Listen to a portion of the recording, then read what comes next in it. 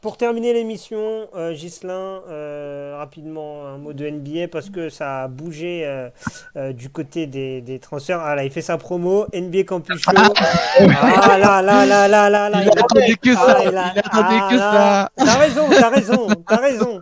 Mais c'est très beau, c'est très bien On comme voit fond. bien. Hein. Si on voit très bien, on voit très bien.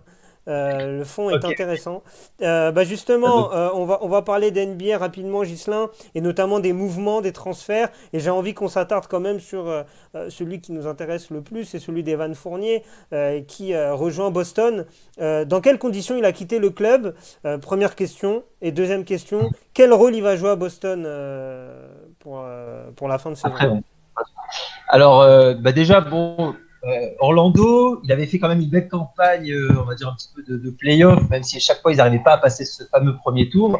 Donc, au bout d'un moment, il y a de l'ambition quand même quand tu es compétiteur. Donc, il était bien hein, dans cette équipe d'Orlando. Il y avait pas vraiment de problème. Il s'entendait bien avec Nikola Vucevic.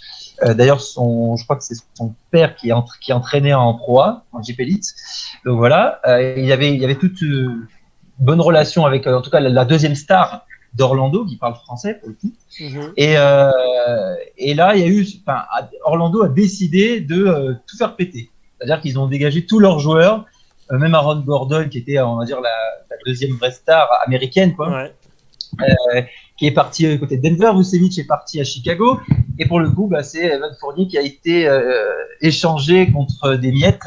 C'est ça on va dire que c'était pas très respectueux de la part de Boston pour Orlando de donner presque rien pour avoir Evan Fournier, mais après ils sont gagnants. Hein.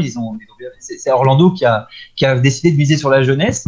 Et pour Evan Fournier, il atterrit dans une équipe qui va jouer les playoffs et un peu plus haut que cette équipe d'Orlando où il avait très peu de chances de monter, quoi, parce qu'Orlando, t'arrivais pas à faire venir un joueur un peu plus star pour Ouais. pour te faire gagner. La dernière fois qu'il y a vraiment eu des grosses stars à Orlando, c'était justement quand il y avait Dwight Howard ou Shaquille O'Neal. Donc ça Ouais, ça date. commence à dater un peu. Ouais. Voilà, ça datait. Et donc, ils avaient, pour moi, une équipe qui était bien partie. Et ils ont décidé de tout faire péter. Et donc là, Evan Fournier, pour répondre à ta question, il arrive avec un autre rôle complètement hein, aux Celtics, où là, il va être malheureusement sixième homme. Mais apparemment, le coach a dit qu'il le ferait jouer beaucoup de temps. Enfin, il aurait beaucoup de temps de jeu.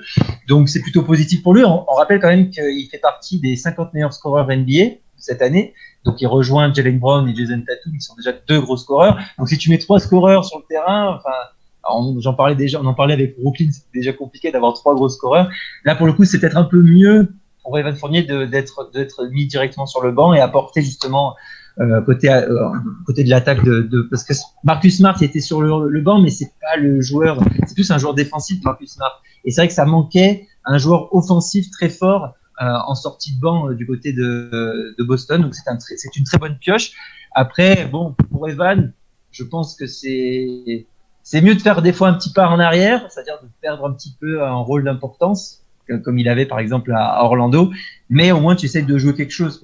Tu joues vraiment quelque chose avec tes playoffs et je suis content de pouvoir voir. Déjà, on avait Batum avec les Clippers, où là il a un véritable rôle, il a complètement bien changé d'équipe. J'espère que ça va le faire pour Evan Fournier avec Boston, parce qu'on avait pu voir que pour Batum ça avait été la bonne pioche de partir de Charlotte, parce qu'il était en train de s'enterrer. Et mine de rien, peut-être que oui, c'était mieux de le faire plutôt que de faire une année de trop avec Ah, Boston. Orlando. Et après, voilà, avec Orlando, pardon, parce que le problème de joueur NBA, c'est que tu peux très vite finir sans club.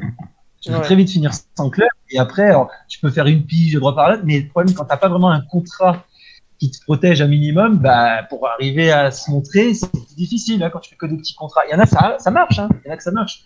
Mais pour les Français, on va dire que il faut jouer la sécurité et il a bien fait de partir à Boston. J'espère qu'il nous régalera lors de moment. Il est là pour le là, on va peut-être le voir jouer ce soir. Il joue contre les Pacers. J'espère qu'il pourra jouer. Mais son vrai rôle, ça va être pendant les playoffs. Ouais. Il va falloir qu'il apporte plus à Boston lors des playoffs. C'est-à-dire en sortie de banc, il faut qu'il apporte avec Marcus Smart, lui qui va défendre et lui qui va nous mettre les petits points, les petits 3 points qui vont faire la différence. Parce que les deux autres stars comme Jalen Brown et Tatum sont en train de se reposer, quoi. Donc voilà, Effectivement. Non. c'était un Bon, en tout bon, cas, bon, j'ai pas entendu la fin de ce que tu as dit, Gislain. bon trade pour Boston, mais moins bien pour Orlando. Mais bon, après, c'est un choix de reconstruction.